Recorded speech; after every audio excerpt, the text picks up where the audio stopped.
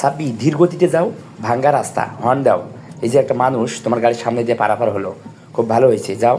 হ্যাঁ, এই যে তুমি এই ভাঙ্গা রাস্তাগুলোতে তুমি 1 নম্বর গিয়ে শিফট করে আস্তে এবং ধীর গতিতে গাড়ি নিয়ে যে তুমি যাইতেছো, খুব ভালো হচ্ছে, যাও। ভিউয়ার্স, আজ আমার ড্রাইভিং ছাত্র সাব্বিরকে প্রশিক্ষণ দেওয়া হচ্ছে মধ্যপাড়া রোডে।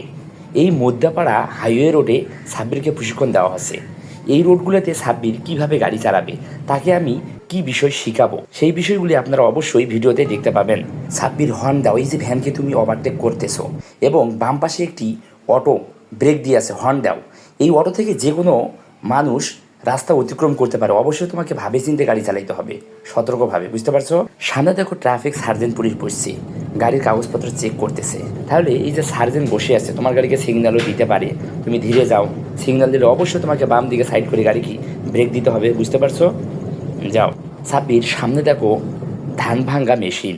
এই যে ধান ভাঙ্গা মেশিন চালিত এই গাড়িটি খুবই বিকট শব্দ করে, তুমি বেশি করে হর্ন দাও এবং আস্তে ধীর গতিতে সেই গাড়িটিকে ওভারটেক করো, বুঝতে পারছো?